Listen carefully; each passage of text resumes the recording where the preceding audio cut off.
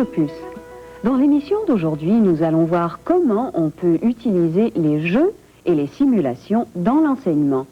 Nous analyserons quels sont les éléments d'un jeu bien fait. Et nous examinerons également la signification des mots analogique et numérique. Nous apprendrons en outre à quoi sert le DOS ou SED, c'est-à-dire le logiciel d'exploitation disque.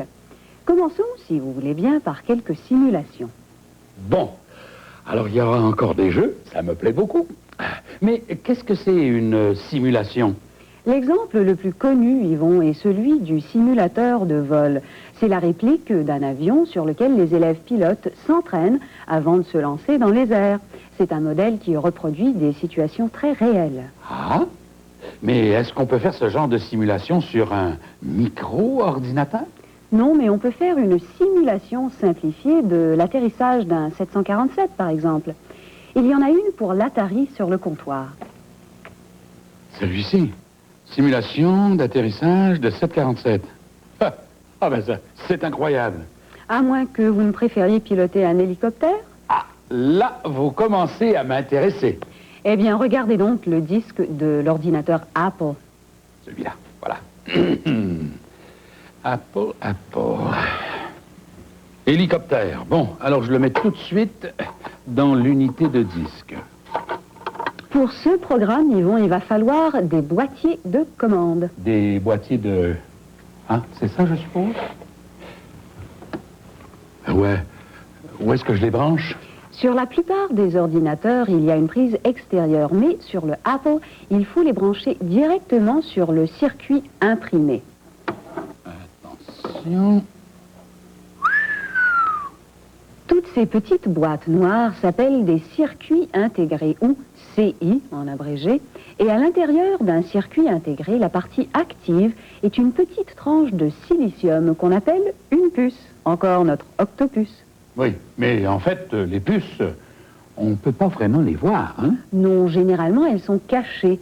Mais si vous voulez en voir une, ils vont regarder dans la petite enveloppe brune qu'il y a près de vous. Ah, celle-ci? Oui. Dans l'enveloppe. Il n'y a rien. Il y a une graine dans le fond. Mais c'est la puce. C'est la puce. Elle saute pas. Ah. Oh, dis donc. C'est minuscule, hein? C'est une unité centrale, c'est ce qui fait fonctionner l'ordinateur. Il faudrait pas que je l'échappe, hein? J'aurais de la difficulté à la retrouver. Je vais la remettre dans son enveloppe, comme ça, si on en a besoin, on la retrouvera. Voilà. Et maintenant, ça, ces cartes, qu'est-ce que c'est? Ce sont des cartes supplémentaires qui ont été ajoutées à l'ordinateur Apple. Celle que vous voyez à droite permet de faire fonctionner les unités de disque. Et celle de gauche, Yvon, contient la mémoire vive supplémentaire RAM. Alors, les petits éléments sont des RAM. C'est écrit, je sais lire. Ça, ce sont les ROM. Et ça, je suppose que c'est l'unité centrale de traitement. Eh ben, dis donc. Bon, alors ça, c'est pas tout. Maintenant, si je veux que ça fonctionne, il faut que je branche ceci. Et elle est ici. Exactement. Bon, alors je referme le capot. Voilà, comme ça. J'allume l'ordinateur. Voilà, ça y est. Un de ces boîtiers fait monter ou descendre l'hélicoptère et le bouton sur le côté le fait tourner. L'autre boîtier lui permet d'avancer et de reculer. Bon, je monte. Hop, là, ça y est, voilà. Clac. Bon, faut que je retourne à la base. Une échangée. Hop, là, ça y est, je me suis écrasé sur l'aéroport. Ah, c'est pas facile d'atterrir, hein, je veux dire, puis on est en terrain. Paf, oh. Je dois dire que ces boîtiers de commande directement avec l'ordinateur est mieux que le clavier, hein?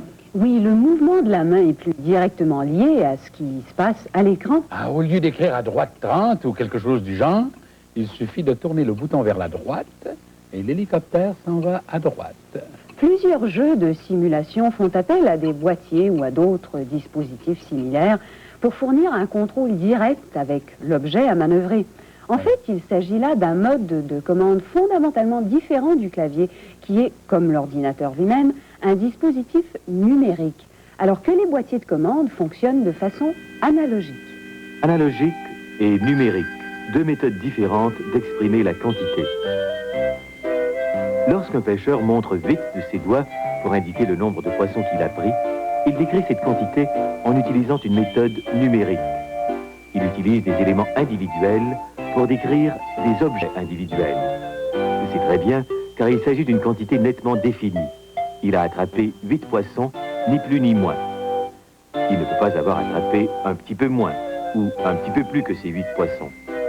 Mais si vous demandez au pêcheur quelle était la grandeur du poisson qui s'est échappé, et qu'il tient ses mains comme ceci, il décrit la quantité du poisson qui lui a échappé, tout en utilisant une méthode analogique. La distance entre ses mains est une analogie de la longueur du poisson.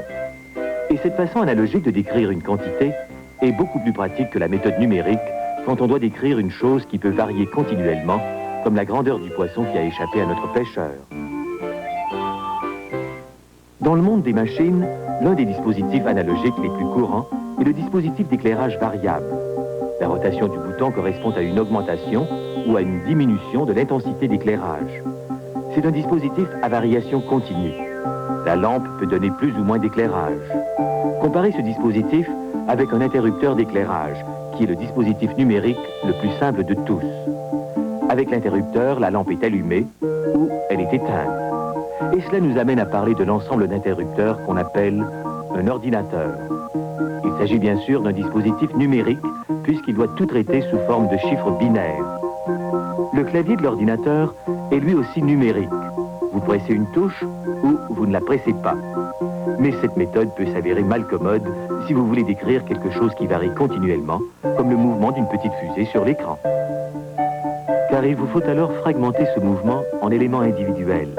En avant 30, à droite 90, en avant 30, et ainsi de suite. Dans ce cas, il vaut beaucoup mieux utiliser la méthode analogique pour représenter le mouvement continu au moyen de manettes de contrôle, car ces manettes sont en rapport direct avec ce qui se passe sur l'écran. Plus on tourne les manettes, plus la fusée tourne. Mais bien entendu, chaque méthode a son utilité, la méthode analogique et la méthode numérique. Pour représenter la réalité d'une façon régulière et continue, utilisez la méthode analogique. Pour représenter la réalité par petits éléments individuels, un à la fois, utilisez la méthode numérique. Cette information analogique est transformée en information numérique pour l'ordinateur. Au moyen d'un convertisseur analogique numérique. Et il y en a un qui est incorporé à l'ordinateur Apple. Ah, je vois. Oui, c'est très bien. Ce programme hélicoptère est bien amusant, mais avez-vous des simulations plus éducatives? Les simulations sont peut-être l'utilisation la plus éducative que l'on puisse faire des ordinateurs, car elles comportent toujours un problème à résoudre. On peut classer les simulations en 3 catégories principales. Utilisation de machines, prise de décision et utilisation d'un processus.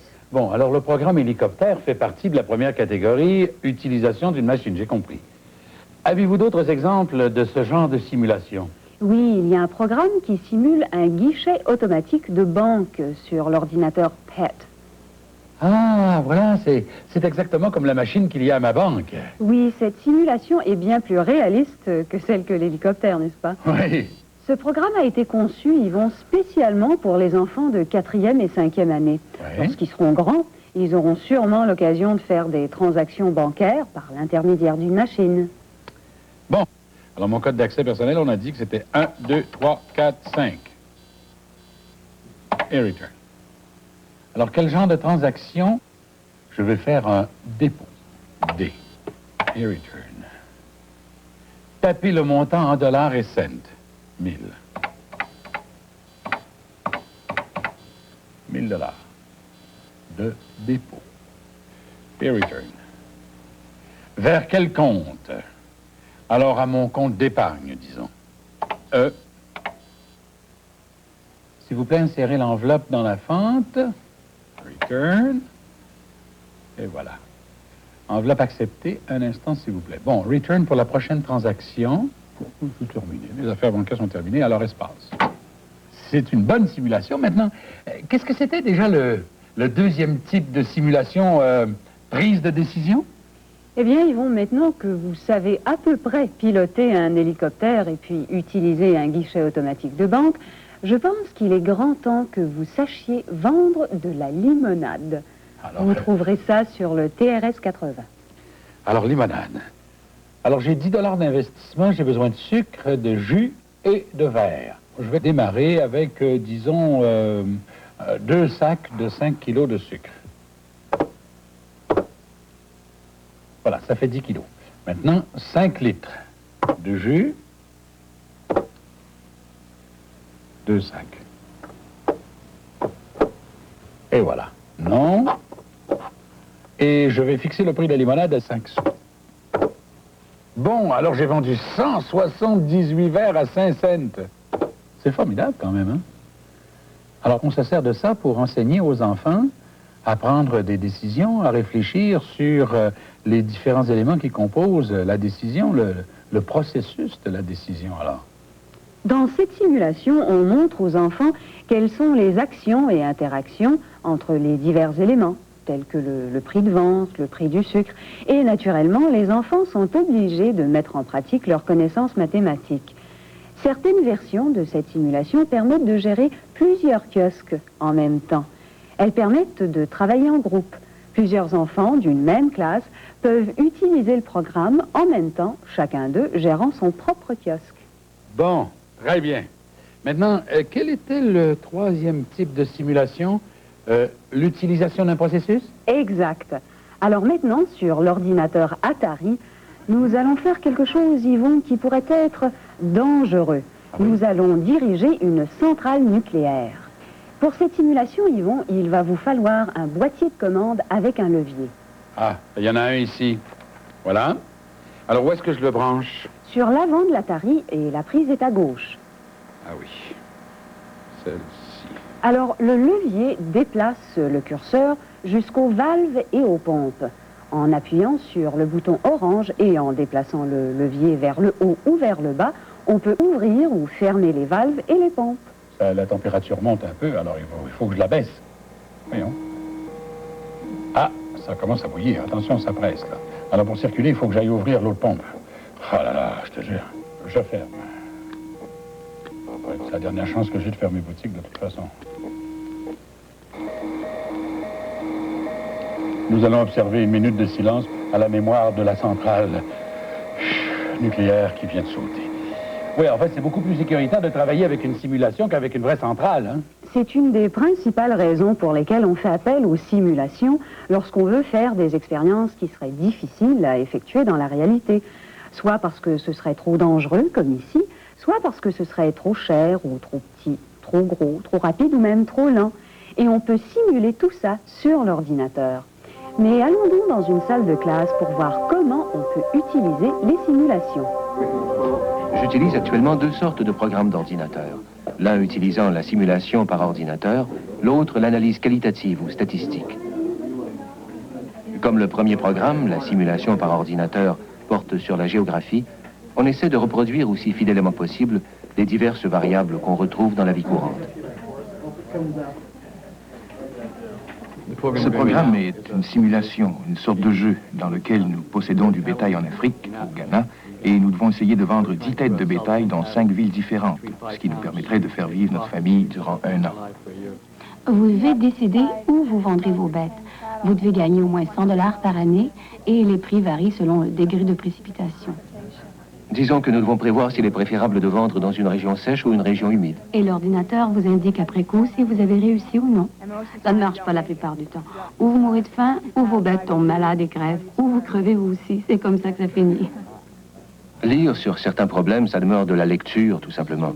L'ordinateur permet à l'élève de saisir la relation qui existe entre différents problèmes et lui fait voir les risques qu'il peut encourir. L'élève peut vraiment travailler avec lui. Sans l'ordinateur, je ne pourrais jamais donner aux élèves la possibilité de faire ça, de découvrir par eux-mêmes. Ils devraient se contenter de lire certains exposés déjà périmés, ce qui a pour effet d'avoir beaucoup moins d'impact. Combien y en a-t-il qui ont fait de l'argent? C'est une affaire risquée, hein? Quel a été le problème dans votre groupe? Lorsque vous basez des prévisions sur des chutes de pluie, Elle varie. on ne peut jamais prévoir le degré de précipitation, n'est-ce pas? C'est ça. C'est ça. Par la simulation, les élèves peuvent agir sur les processus, les divers paramètres qu'ils peuvent identifier. En ce sens, c'est comme une excursion. Ça les sort de l'école. Ils sont dans une classe, bien sûr, accrochés à leur petite boîte, mais ils font quelque chose qu'ils ne pourraient jamais faire dans la classe sans l'ordinateur.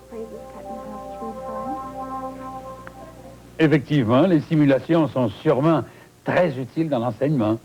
Mais les jeux, pourriez-vous nous donner des exemples de jeux éducatifs? Nous allons y venir dans quelques minutes, Yvon, mais tout d'abord, rendons-nous à la source de création des jeux d'ordinateur, c'est-à-dire chez Atari, en Californie, où nous allons rendre visite à l'un des meilleurs concepteurs de jeux électroniques, Chris Crawford. Un jeu est le reflet de la réalité. Mais il représente cette réalité d'une manière différente de celle qu'on imagine. Le jeu d'un côté, les simulations de l'autre. La différence entre les deux, c'est qu'une simulation grossit les détails du monde réel. Dans un jeu, les détails sont volontairement oblitérés de façon à élargir l'éventail des solutions. C'est un peu comme la différence entre un photocalque et un tableau. Par l'intermédiaire d'un jeu, on peut donc apprendre aux gens à percevoir le monde réel. C'est divertissant également, parce que nous aimons apprendre quelque chose. Apprendre, c'est intrinsèquement divertissant. Si une méthode pédagogique n'est pas divertissante, c'est probablement parce qu'on a raté quelque chose en route. Les ordinateurs ont ceci d'agréable que l'on peut tâtonner, faire des erreurs et se dire « Oh mince alors, ah ben ça fait rien ». Il suffit d'appuyer sur un bouton pour recommencer à zéro sans faire de dégâts. Vous pouvez faire ça tout seul de façon à ce que personne ne constate votre ignorance. Vous pouvez expérimenter et apprendre en toute liberté. C'est l'un des gros avantages de cette technique dans un objectif pédagogique. On provoque une réaction alors qu'un livre reste immobile comme un poisson mort. L'ordinateur a ceci de bien que l'élève peut se dire « Et si je faisais ça ?» L'ordinateur répond immédiatement, ce qui encourage l'élève à participer, à s'engager mentalement, intellectuellement dans ce qui se produit. Certes, ce sont des jeux, mais sans nul doute éducatifs. Claudia, j'ai remarqué que Crawford ne nous avait pas parlé de Space Invaders, ni de Pac-Man, ni de Donkey Kong, ni d'ailleurs d'autres jeux vidéo populaires. Ces jeux-là, en fait, que peuvent-ils nous apprendre? La coordination entre la main et l'œil, plus quelques éléments de stratégie, mais finalement, c'est à peu près tout. Ouais. On peut même utiliser un jeu de tir à des fins éducatives, Yvon. Regardez par exemple Spotlight sur l'ordinateur Apple. C'est un jeu qui a été créé par l'équipe de Sesame Street. Alors ici, Yvon, il faut atteindre le petit bonhomme avec un rayon de lumière.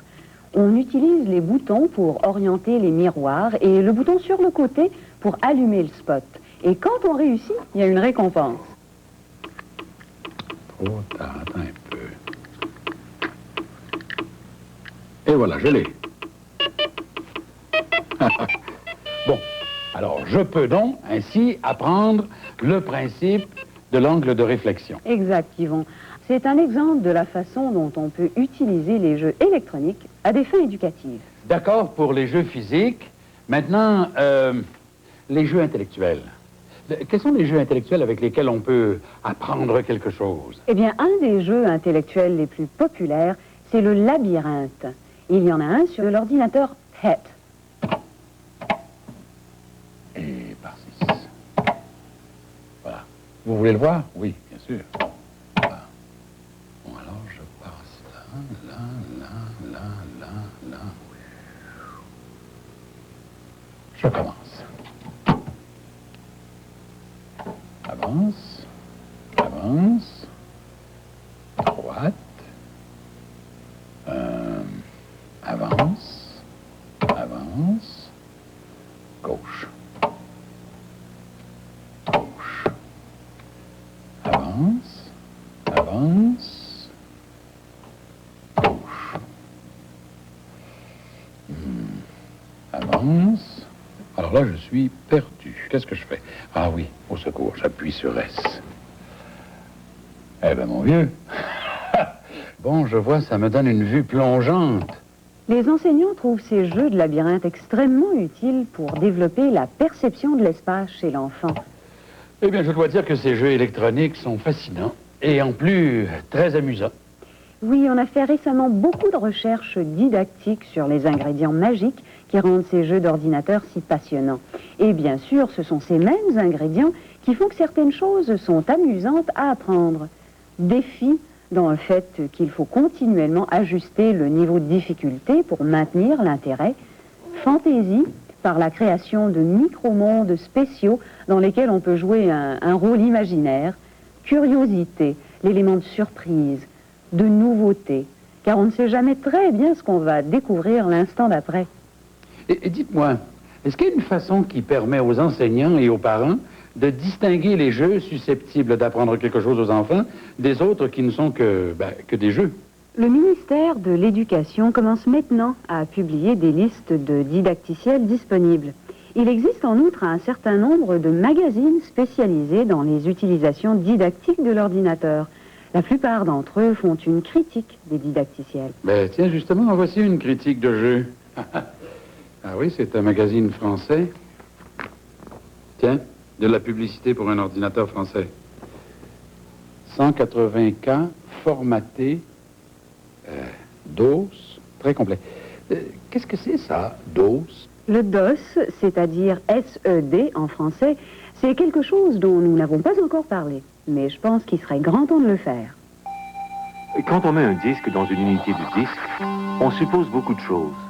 On suppose que l'ordinateur dira à l'unité du disque de charger le catalogue de programmes de ce disque dans la mémoire vive de l'ordinateur. Et quand on tape Load programme X, on suppose que l'ordinateur dira à l'unité du disque d'explorer les secteurs du disque pour trouver ce programme et le charger. On suppose aussi que l'ordinateur saura dans quel secteur du disque il faut conserver les programmes ou stocker les données. Mais comment l'ordinateur sait-il tout cela? En réalité, il n'en sait rien. Le petit ordinateur moyen n'a pas la moindre idée de la façon d'utiliser un disque. Il lui faut un système d'exploitation de disque, qu'on appelle couramment un SED. Le SED pourrait être intégré à la mémoire morte ou ROM de l'ordinateur, mais on ne le fait pas pour économiser de l'espace dans cette mémoire. Le SED est généralement sur le disque lui-même. Mais comment l'ordinateur connaît-il la façon de charger le SED du disque dans sa mémoire vive ou RAM? Encore une fois, il n'en sait rien, parce que le programme de ce chargement est également sur le disque. Mais alors, comment le pauvre ordinateur pourra-t-il jamais commencer à utiliser les disques? Heureusement, il y a dans sa mémoire morte un mini-programme de mise en marche qui contient juste assez d'instructions pour entrer le programme de chargement, qui à son tour permet de charger le SED du disque, qui lui indiquera à l'ordinateur comment utiliser le disque. Comme ce petit programme de mise en marche permet à l'ordinateur d'entrer en action, de marcher lui-même, on l'appelle un programme d'amorçage.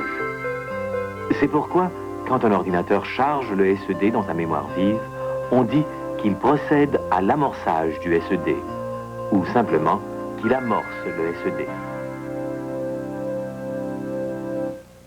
Alors, quand j'exécute le logiciel d'exploitation, c'est-à-dire le SED, je le charge tout simplement dans l'ordinateur, de telle sorte qu'il passe du disque à la mémoire vive. C'est exact. Est-ce que tous les disques que nous avons utilisés jusqu'à maintenant avaient un SED? Oui, la plupart, mais quelquefois le SED se trouve sur un disque séparé. Ah bon? Par conséquent, les micro-ordinateurs n'ont jamais un SED intégré. Effectivement, la plupart d'entre eux n'en ont pas. Mais il y a quelques exceptions. La série des ordinateurs Commodore, le PET, le VIC et le 64 ont le SED inclus avec leur unité de disque, de telle sorte que les disques de ces appareils n'ont pas besoin de SED. Très bien. Alors maintenant, je comprends. Je comprends ce que veut dire le SED et le SED. Et je sais en outre ce que signifie analogique et numérique. Eh bien, vous avez réussi à me convaincre de la valeur des simulations et des jeux éducatifs. Et je sais même où obtenir de l'aide pour acheter des didacticiels. Maintenant, il va falloir faire un choix. Et pendant que Yvon consulte son magazine, je vais vous parler un peu de notre prochaine émission, qui portera sur les graphismes d'ordinateur. Nous examinerons comment l'ordinateur procède pour faire des dessins à l'écran. La première méthode consiste à utiliser une puce, appelée générateur de caractères. Nous vous montrerons comment utiliser l'ordinateur pour dessiner vous-même des figures. Ah, c'est beau, hein? Alors d'ici là, c'est Claudia qui vous dit au revoir au nom de l'équipe d'Octopus. Eh bien, à bientôt. Au revoir, hein? Intéressant.